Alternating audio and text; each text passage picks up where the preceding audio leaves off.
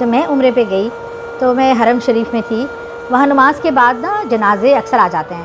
ہر نماز کے بعد کوئی کا جنازہ ہوتا ہے. میں سوچی تھی کہ یار کتنے خوش نصیب لوگ ہیں جن کا جنازہ حرم میں پڑھا جاتا ہے اور اتنی بڑی تعداد میں پڑھا جاتا ہے. تو وہ وہاں کے جو لوکل پاکستانی کام کرنے والے ہیں جو وہاں پہ سال ہر سال سے بس رہے ہیں, تو انہوں نے ایک واقعہ مجھ سے شیئر کیا جو بہت ہی دل دہلا دینے والا واقعہ تھا. تو میں آج آپ سے اس لیے شیئر کر رہی ہوں, یہ سب کا ایمان کو تازہ کرنے کے لیے اور اللہ کا خوف پیدا کرنے کے لیے اس طرح کے واقعات ہمیں ضرور سمجھنا اور سننا چاہیے. انہوں نے بیان کیا کہ یہاں کچھ سال پہلے بتایا مجھے کہ ایک شخص کا جنازہ آیا.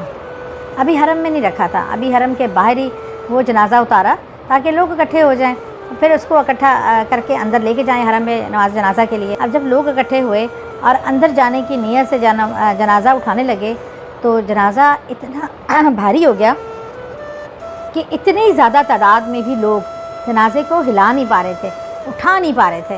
تو ماجرا سمجھ ہی نہیں آ رہا تھا کہ یہ کیا ہے. ہر حربہ استعمال کر لیا.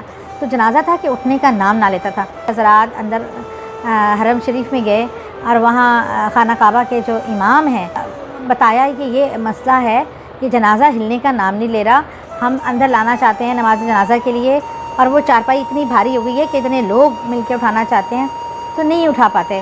انہوں نے فرمایا اس آدمی کا بیک گراؤنڈ کیا ہے, کہ کون ہے, کہاں سے آیا ہے. ان کی فیملی میں سے شاید کسی کو بلایا گیا.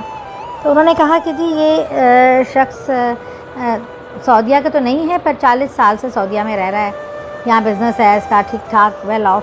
لیکن انہوں نے کہا تو مجھے بتاؤ کہ اس نے کتنے حج اور عمرے کیے.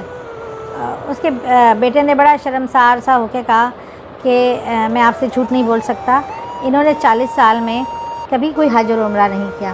صاحب حیثیت تھے, حرم کے پاس رہتے تھے. انہوں نے کہا اچھا کبھی چلو دعا کے لیے آئے ہوں گے یا وہ سلام پھیرنے آئے ہوں گے کچھ اس طرح. انہوں نے کہا نہیں, کبھی بھی انہوں نے نہ دعا کے لیے حاضری دی نہ سلام کرنے کے لیے. وہ ایک دم سوچ میں پڑ گیا. پھر اس کے بعد میں بھی حیران تھا کہ ایسے کیسے ہو گیا.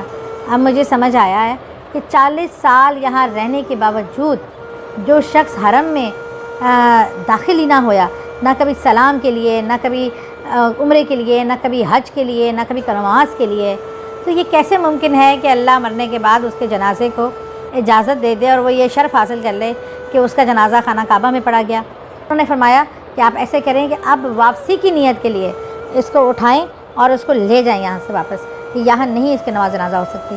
بہرحال عزیز و اقارب نے بڑا روئت ہوئے کہا کہ آپ کچھ معاملہ رحم فرمائیں. انہوں نے کہا یہ میرا معاملہ نہیں ہے, یہ اللہ کا معاملہ ہے, تو اس لیے آپ واپسی کی نیت سے اٹھائیں, میں اجازت نہیں دے سکتا جس کو اللہ نہ اجازت دے رہا ہو.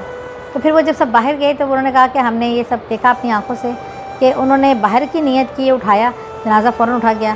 تو پھر جنازے کو لے کے وہ لوگ چلے گئے اور انہوں نے کہیں اور دفنایا. تو یہ بڑا لمحہ فکریہ تھا کہ ہم جب زندہ ہوتے ہیں, جب اللہ نے ہمیں توفیق دی ہوتی ہے, تب ہم وہ عمل نہیں کرتے اور ہم چاہتے ہیں مرنے کے بعد ہمارا نام بڑا حاجیوں اور ان میں آئے کہ ہم بڑے کوئی نیک انسان تھے. جو دنیا میں ہم عمل کرتے ہیں, دنیا میں ہم وہ کرتے ہیں, اس کا ہمیں دنیا اور آخرت دونوں میں اس کا سامنا کرنا پڑتا ہے. تو اپنا خیال رکھیے اور کوشش کیجیے کہ اللہ کے بتائے ہوئے راستے پہ چلیں.